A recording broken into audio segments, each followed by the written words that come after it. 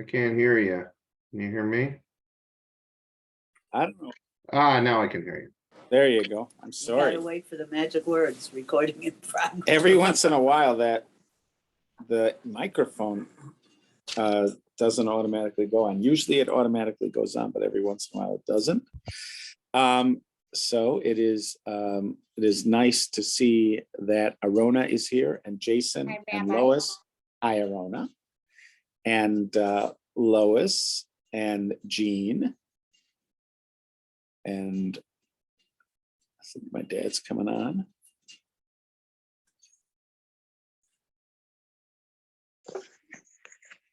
Hi, Dad.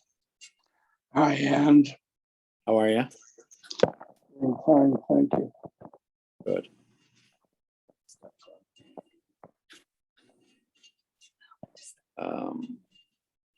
Doesn't work. This is here. Hey, Steve. Jean.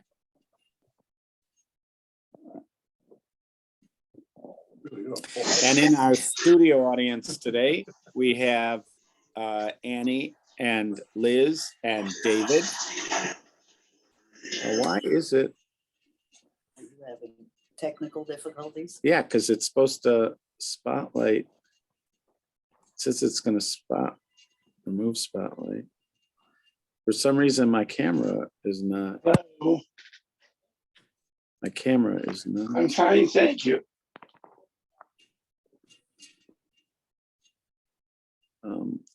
For some reason, my camera is not. Don't mess with it. Just let it watch you. Is it though? But you can't. Can you see me? Jason, can you see me? I can see you. Oh, you can? Oh, And so I it's can just hear not you. working for me. All right. It's not showing for me, but it doesn't matter. All right. Okay.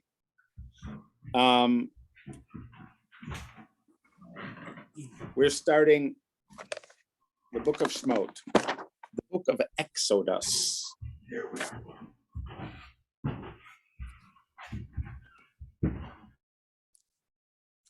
So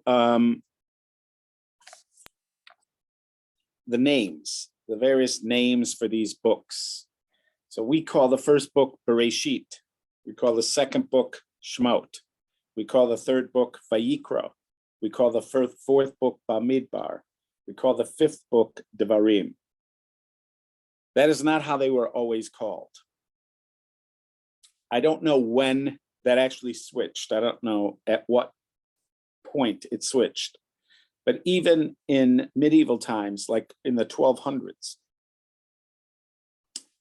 there were people who called, the commentaries called these books by different names. So for instance, Bereshit was called the book of the straight, Sefer HaYashar, because I guess about the patriarchs and their path in life. This book was called by some people Sefer HaGeula, the book of redemption. The book of Vayikra called Torah Kohanim, the laws of the Kohanim. The book of Bamidbar called Numbers, Pekudim, Sefer Pekudim, actually called Numbers. The book of Devarim was called Mishnah Torah, the kind of review of the Torah. So again, I don't know at what point this switches. The reason, I mean, technically what happened was we started calling these books by the first significant word in the text. This is also true with the Torah portion. If you go through, there's the Torah portions. So we have Bereshit, we have Noach, we have Lech Lecha. These are the first words. They're not the first word, but they are like a first significant word. And so here, the Eile Shemot, these are the names of the people of Israel who came to Egypt with Yaakov. So the word Shemot is like the first significant word, so it gets that name Shemot. But it was, earlier than that, called the book of Geula, the book of redemption. The Ramban, Nachmanides, in his introduction to this book, he says that this is the book that talks about the first galut, the first exile, which is the exile to Egypt, the what eventually becomes the servitude in Egypt, and then the redemption from there, which is not going to be finished till we're in the land of Israel, but for sort of all intents purposes, we are considered redeemed. He says, at one point, he says, Ukeshabo al Har Sinai, when they come to Mount Sinai, Va'asu Mishkan, and then they made the Mishkan, the tabernacle, V'shava Kadosh Baruch Hu, and God returns, V'hishra Shchinaso Beinehem, and he causes his presence to dwell amongst them. Then Shabo el Malas Avosam, they go back to the level of their fathers. Shahayasod Elokah Alei Ohalehem, that is the secret of God sort of being over their tents. Vahem Hema Merkava, they are called the chariot, mystical talk. Vaz Nachshavu Geulim, and then they were considered redeemed. And therefore, this book ends with the tabernacle and God's presence resting on them. So even though we don't end up in the land of Israel in this, but we do end up into a situation where we are considered redeemed. And we are considered redeemed because we have been to Sinai, we've built the Mishkan, the tabernacle, and God's divine presence has returned and is resting on us, resting over us.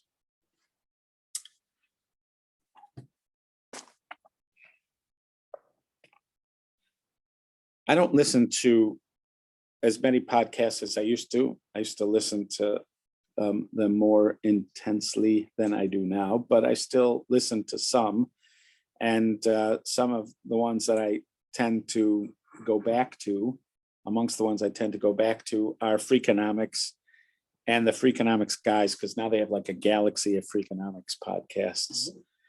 And so one of them is called No Stupid Questions, where Stephen Dubner and this a producer named Angie or Angela, and he have a conversation about different topics. They get a question from a listener and they do research and they talk about it. I very much like listening to Stephen Dubner's stuff because I find that I'm always learning something. Very often the discussions have data that they're drawing from and sort of smart thinking about it. And I just sort of like that. There's quite a few of these out there where there's that kind of smart thinking and asking good questions, bringing data to the discussion. So this one was about retiring, about the notion of retiring and whether retirement is the right choice. And they came to the conclusion it depends on the person and the circumstances. If you really love what you're doing, so, why would you stop doing it? Is it possible that when you do stop doing it, that you're Turn into vegetable. right? That's one of the concerns, that it's somehow going to contribute to a drawdown of your faculties, etc. And so they're talking about this different subject. But one of the things that was part of the discussion in various topics was, what would you do when you retire?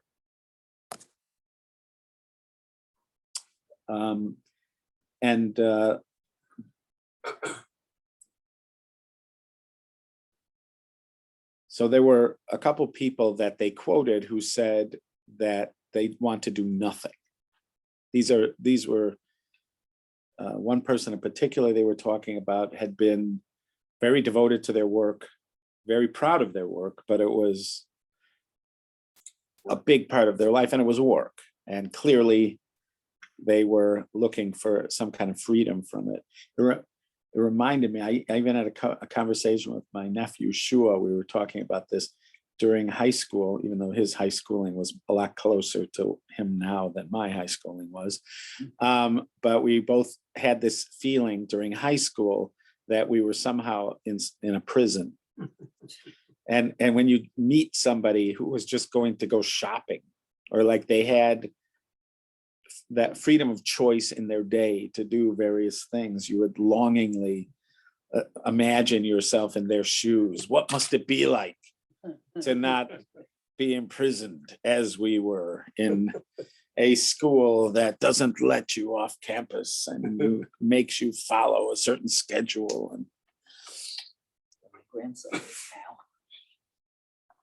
so this notion, and there was even some talk about people that retired early, some of whom went back to working, and talking about how when they retired early, there's all sorts of things they wanted to be able to do, and then they even did. There were people who did those things and enjoyed doing it, but then somehow found their way back to some kind of work.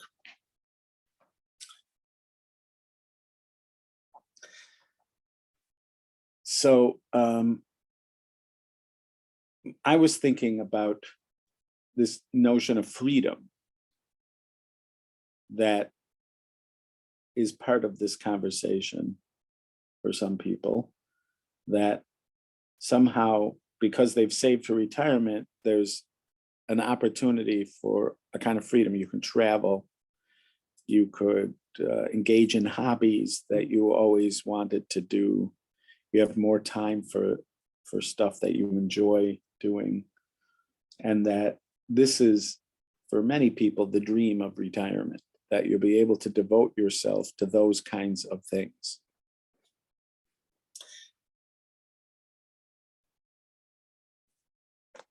It works on this assumption that if it wouldn't be for work, you wouldn't have commitments to do anything in particular. That there's a kind of assumption that way about life, that, or maybe when your family's young. So your family's young, so now you have committed responsibilities to take care of your children.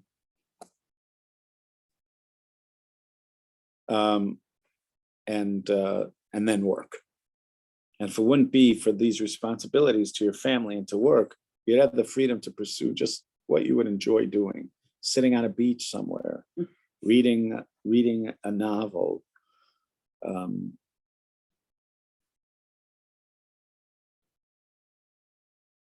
Volunteering. Oh, they said, by the way, there's a identifiable difference between men and women on that subject, that more women tend to do things like volunteering than men. It's more common for women to do that kind of thing than it is for men. The volunteering part takes us in a slightly different direction, which is that there's some kind of sense of responsibility. Nurturing. Maybe nurture. You're saying it's the natural nurturer. It's Yeah. the nurturer. So you want to nurture. Right. Maybe that's what it is for women. It got me thinking about the fact that I have a brother, an older brother, Yechiel, who was talking about retirement. He's a day school teacher. He also has a little business on the side, but his primary vocation is he's a teacher. And he was talking about retiring because now he's 60. I think he's 65. Or he's about to be 65. And so he's talking about retiring, when he would retire. A couple of years ago, he was 2 years ago, he was thinking maybe 65. Now he's thinking maybe 70 from retiring from teaching. And then he started talking about what he'd like to do when he was retired. And he's describing the details. And then he looks at me and he goes, essentially what I'm describing is your life. I would like your life. I would like to learn more. I would like, but he had a whole thing set out. And then it just dawns on him as he's looking at me, essentially what I'd like to be. I'd like to have your life. So what would you like to do? Right. So, but the reason why he said that, because my life is not sitting on the beaches, just or traveling, although I do tend to travel and sit around a lot, but it's not not like that kind of pleasure travel, yes, although I not do on get a the lot of beach. pleasure from it. I will admit that I have a blessed life and I'm very grateful for it. But when I think about it, it is a life of commitment and responsibility. It's not like there's not commitment and responsibilities. There's commitment and responsibility. There's a kind of schedule, and the schedule is meant to be Adhered to. meant to be adhered to. Mhm. And also it's full of things which I feel are of value. In other words, I'm and not of value just because I enjoy doing them. It happens to be that I do enjoy doing them, and I'm certain that that's a big part of why I do it. But at the core of it, it's things I believe I should be doing. There are things I believe I should be doing.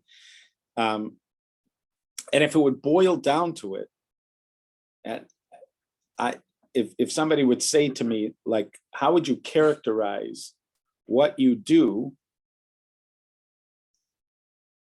Obviously, I'm not perfect at this, but if somebody would say, how do you characterize what you would do? I would say that what I do is I'm in service to God. That's how I would answer it. That's how I tend to think of it. I'm doing avodas Hashem. I do the service of God.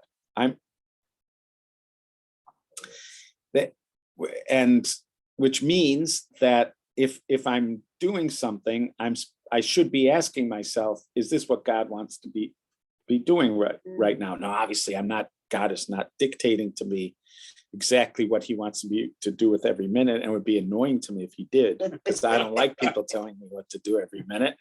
And but he, I'm so knowing that he just allows me to make what I think the choices are that he'd like me to do. But ultimately, that is probably how I would have to characterize it. I would characterize it that I'm doing avodas Hashem. I'm doing the service of God.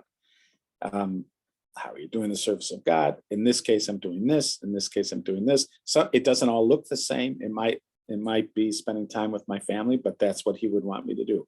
Or it might be teaching, because I think that's what he would want me to do. Or it might be praying, because I think that's what he might want me to do. But each thing I could theoretically ask it. In fact, somebody could show up, like a supervisor, an angelic supervisor could show up with a clipboard, and he's looking down at it and he's going, okay, Karsh, let's see, it is whatever o'clock. What are you doing right now? What are you supposed to be doing? Right. So I should be answering whatever I'm doing is in service of God. Now, if I'm listening to a Freakonomics podcast in the car as I'm going, so I should be able to say that is somehow in service of God, because ultimately that would be, I'm okay with that. I wouldn't get too much anxiety if somebody would expect me to answer at different moments about what I'm doing, is this in service of God? And I would get why it's appropriate to ask me of it, because I do believe that. I do believe that my life is supposed to be in service to God.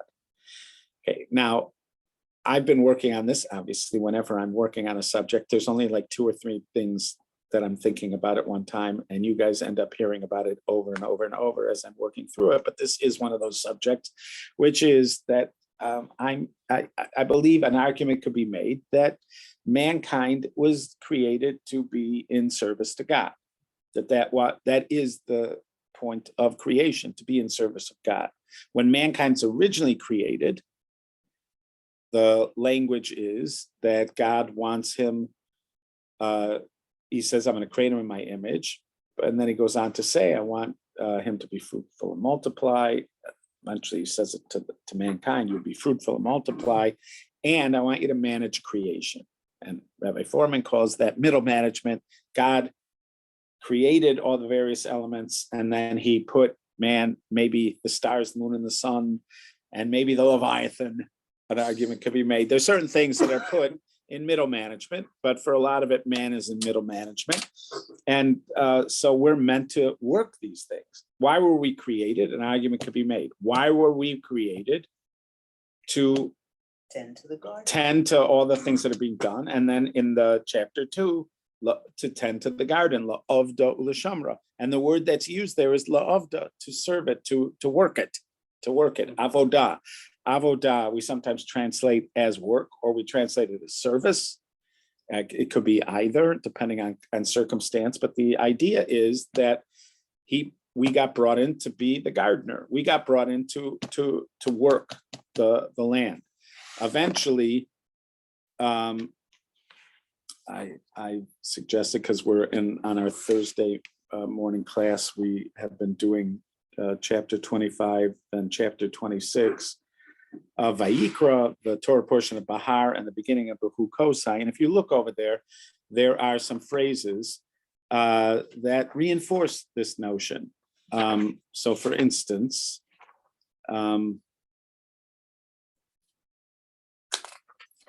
in chapter 25, I may not get every one of these verses, but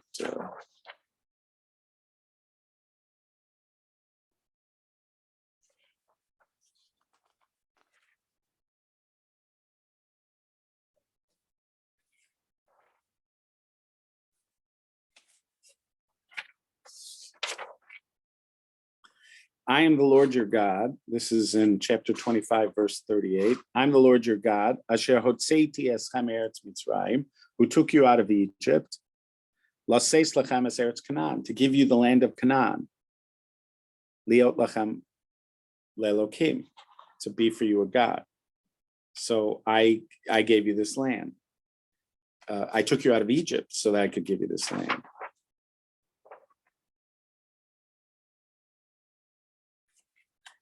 At a few verses later, God says, he says, if your brother is down in hard times and he gets sold to be a servant, you shouldn't work him too hard. I mean, you should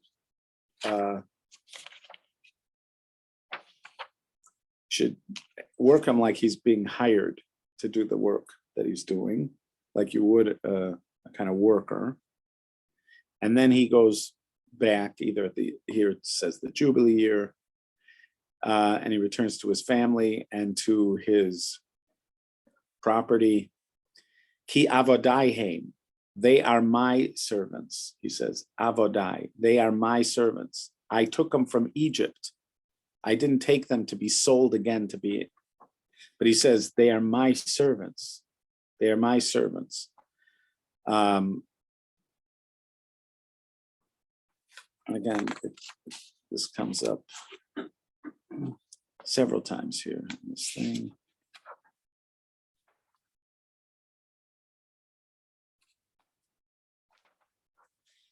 Hili b'nei Yisrael avodim. The people of Israel are avodim for me. Avadai heim, they are my servants. Asher otzeisi osam eretz Mitzrayim, ani Hashem Elokeichem, that I took out of Egypt. This kind of statement is made in other places too, but it happens to be like said quite a bit in this chapter 25 there by Yikra, right? Reiterated several times that we are avodim to God. Now, oftentimes when you think about the notion of an eved to be an avodim, to be avodim, servants, we think about the power relationship. He's the powerful one, I'm the less powerful one. We think about the fact that we think about our freedom, that servants don't tend to have a lot of freedom. Those are the kinds of things you tend to think of when you think of slaves or servants. But from the servant's perspective, there's a whole nother thing going on, which is if he's thinking about his raison d'etre, what's his reason for being? What does he wake up in the morning? What is he meant to do to fulfill his purpose? In the first few episodes of Downton Abbey, there's a cousin who's coming back. He is potentially going to be the inheritor of Downton Abbey because the present residents don't have a male heir. And if he doesn't have a male heir, it's going to go to the closest male heir. That's fair. Right. And the closest male heir is this cousin. So he's coming.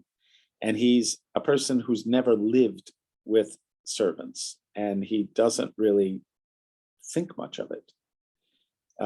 He's taking care of himself, and he's happy to take care of himself. He's assigned a valet which he pronounces as a valet. He's assigned a valet, and this man's job is to clothe him and to prepare his clothing and to even to dress him if necessary. And he waves this off. And when he's waving it off, he thinks he's actually appealing to this man's dignity, because it's undignified that another man should be spending his time concerned with dressing somebody. But it's the opposite. The valet is trying to explain to him, no, this is how I find the fulfillment of my purpose. This is what I see as my purpose, is to do service. At that point, he chooses service. He's not this is in the 1930s. In England, there is no more slavery. He's not doing this because he's owned or he's somehow indentured. He's doing it. It's a choice. It's a life choice. And he finds great fulfillment in this, right? And this is a kind of important attitude about servitude that we don't know because we don't have servants and we don't live in servitude. But there is this notion of being devoted to service, and that a person could find fulfillment in service. When they wake up in the morning, their question is, how can I serve? And statements like, I serve at the pleasure. This was one of the repeated lines in West Wing. When people would be asked about their job in the West Wing, they would say, I serve at the pleasure of the President of the United States. But this notion that you're committed to that's how you wake up in the morning, that's what you think about in the middle of the day, and that's how you go to sleep at night, where your concern is that how did I fulfill my service, not because you're going to be punished if you did something wrong, but because that's where you find fulfillment. A person could make the argument that the Torah has told us that our fulfillment is in service we serve at the pleasure of the creator of the universe. And that our fulfillment is in as much as we do his service. There is a great deal of freedom that's given to us to sort of design what service to him is. There are certain areas where we don't have freedom because it's been laid out for us, and there's other areas, but relatively speaking, compared to other areas of servitude, there's a lot of free hand given to us to design the service, but ultimately that's what it seems that it's supposed to be about. When we're taken out of Egypt, so why am I saying this? Because the Ramban is saying that this is the book of exile and then redemption. Ultimately, redemption is not just going to be freedom. There's a different word for freedom. The word for freedom is, we had it even here in the book in Bahar, because towards the beginning of that, in chapter 25 of Vayikra, I was reading from, it talks about the Jubilee year. And during the Jubilee year, at one point it says, Va'avartem shofar trua b'chodesh hashvi'i b'asar l'chodesh. You're going to blow the shofar. And that shofar is, it says here, V'kidashtem eshnasa chamishim shana krasam dror ba'aretz. And you will call out freedom into the land. This is actually the verse that's on the Liberty Bell. This verse, which is chapter 25, verse 10. And ukrasem dror ba'aretz l'cho yoshveha. You will call out freedom to all the people in the land. Yovelhi, it's a Jubilee year. This is something that one day we hope to get back to. We don't actually celebrate the Jubilee right yet, but that is this idea that the word dror is a available word for freedom. Also cherut, b'nei chorin, to be people that are free. That's another term. That's a good term. Geula doesn't necessarily mean free. When you say redeemed, it does mean that you are no longer enslaved, But there's a sense in Geula, which you also see in chapter 25 over here in Vayikra in Bahar, that means that you are free in the sense that you get to return to the circumstances that you were in before this whole exile problem happened. Because exile is an aberration. Exile is an interference. Exile is a disruption of the way things are supposed to go. In exile, you're taken to a place where you don't belong in order to serve somebody you shouldn't serve. That's what's happening in exile. When freedom happens, you get returned to the place you belong in order and free to do the service that you were intended originally to do. But it's not like freed to just anything. There is some sense that it is freed to go back to do it. When God says they are my servants, in other words, this is not just the Jewish people in a certain sense. This should be true of all people. All people were designed to be in service to God. And so if a person was asking to themselves, like, what will I do when I retire? Or what will I do when I'm not bound by the restrictions of the work that I'm doing now? What will I do now? Ultimately, what they probably should say is, I'm not sure what it's going to be, but it's going to have to be some other version of service. In some way, I'm going to have to be in service of others. So that's why when Liz was saying volunteering, like for most men, that would not come up in your this notion that I should be volunteering. This is what they're saying based on studies, that most men are not going to that right away. They're not thinking right away. So how can I use my time to help others? That's not the first thought. It's just like, what can I do if there's no rules and I don't have to wake up at a certain time and I don't have to be at a certain place and I don't have to be in contact with certain people. So how will I fill my time? So there are descriptions of people, and I think we know them. There are descriptions of people that are not quite sure what to do. They go out and get the newspaper, they come back, and they're not sure what they're supposed to do. But the thought doesn't, for some reason, enter their mind that it should be some form of serving God.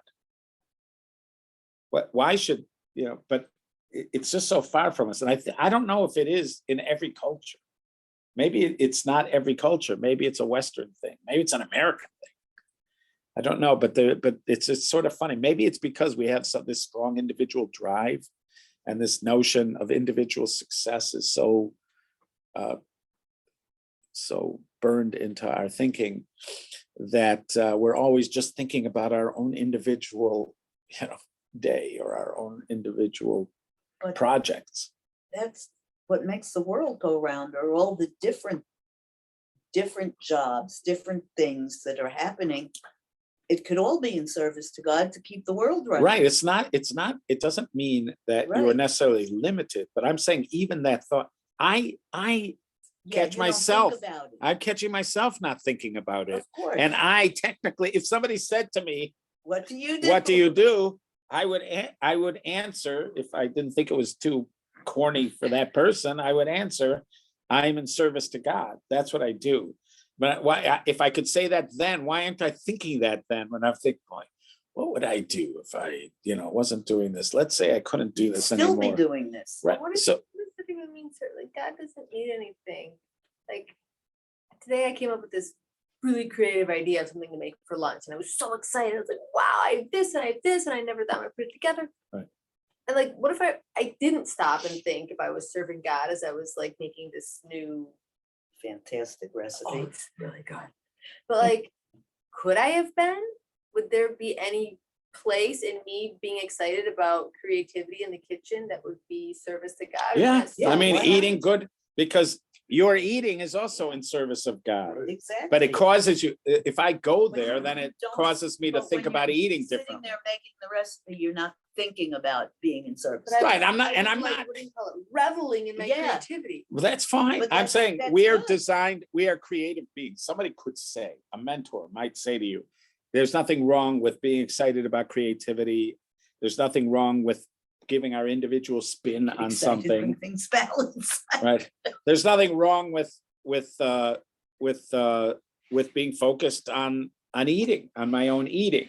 But if I recognized that my eating was part of service of God, I have a feeling it would look a little bit differently. My particular eating would not quite look as unbridled frenzy You would have to of say what that. happens would probably not, God would would probably want not you be to the eat experience. healthier. too, huh? right, yeah.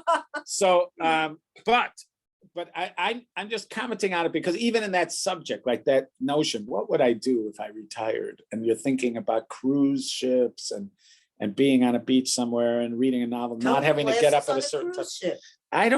I believe me, like my brother said, I already lived the retired life. But my thought doesn't initially go there, which is if I was free to do and wake up and do all these other kinds of things, what would I do? At some point, I would end up doing service of God. If it isn't this way, it would be some other way, similar, but it would be less. some kind of service. And also it would be true if I'm in a nursing home and I have very limited mobility and limited thinking and limited whatever. And I ask myself, what should I be doing now? My thinking, it would be appropriate for me to say, Study. I'm going to serve God. Maybe that will involve studying. Maybe it'll involve teaching. Maybe it'll involve schmoozing with somebody. Maybe it'll involve none of the above because I can't even do any of the above anymore. And it'll be whatever it is.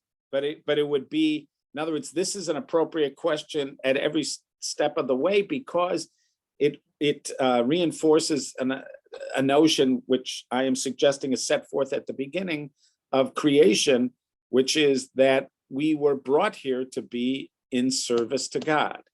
Now, specifically, he would like us to manage creation. Some people would question how good of a job have we done on managing the birds and the fish and the animals as a people. There's some question about the grades we should get on that service, but that is a part of it. Tending God's garden, whatever that's called. Eventually, we have rabbinic teaching that Ula'ovdo b'chol levavchem is talking about prayer and study and following through on his commandments. But ultimately it comes back to this original notion. When we talk about freedom from Egypt, we were in exile in Egypt and we're going to go to freedom. It's not freedom, just freedom. It's redemption. And redemption means that I'm going to be able to go back to what I was supposed to be doing. Because Egypt didn't allow me to. Egypt was a strange place being run by strange people, making me do strange jobs.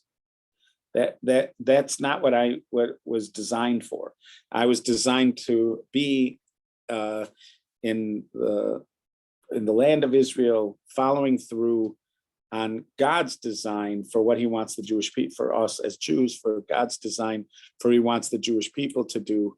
And again, there's lots of freedom there. Like you said, for every single person, there is another variety, another color of service available. And we do get a lot of freedom in sort of designing what our service is going to be like, but it's ultimately about the service. There's no notion of just freedom for the sake of freedom.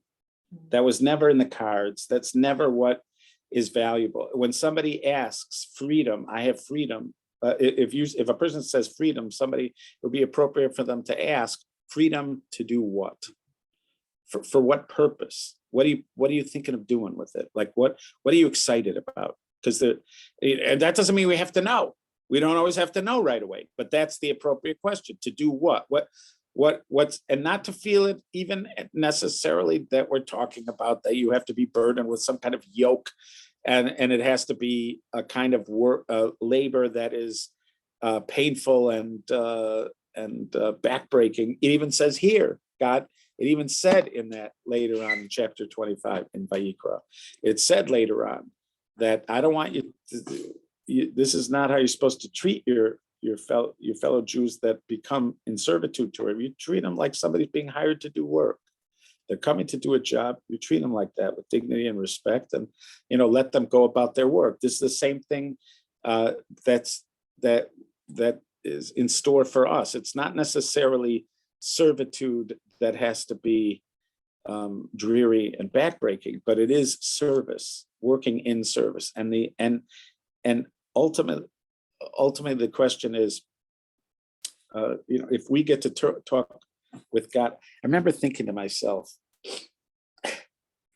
if you read mystical texts that talk about, there are certain mystical texts that talk about the opportunity to communicate with angels or with something like an angel.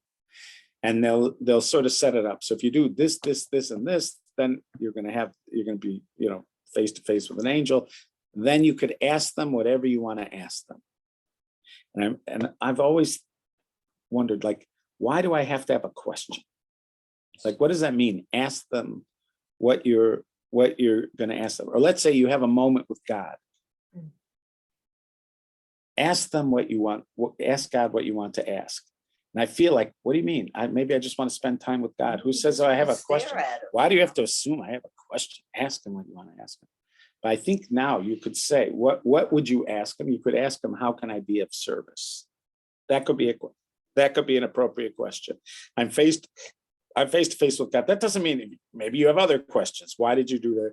Why did you do that? Why did you? Terrorists coming from? Right. Maybe you have That those would be my questions. I'm saying maybe you really do. Maybe you have that kind of burning question that you feel like you need to ask him. Fine. That's fine. But let's say you don't, because there's many times where I could ask a question for the sake of asking a question, but I had this with my teachers, the Ramosha Shapiro, blessed memory. I have it with Rabbi Torsky. I just want to hang out with them. I don't necessarily want to I don't need to be asking them questions, but there are times when I'm thinking, God, ask, what question can I ask? I got to ask a question, otherwise you feel like you can't interact without asking, unless you have some kind of question to ask. Right. So, but even if you didn't have one of those kinds of questions to ask, it's appropriate to ask, how can I be of service to you? That question, because ultimately that could be said. That is a point of our purpose that seems to have been laid out. He says it, they are my servants. They are my servants.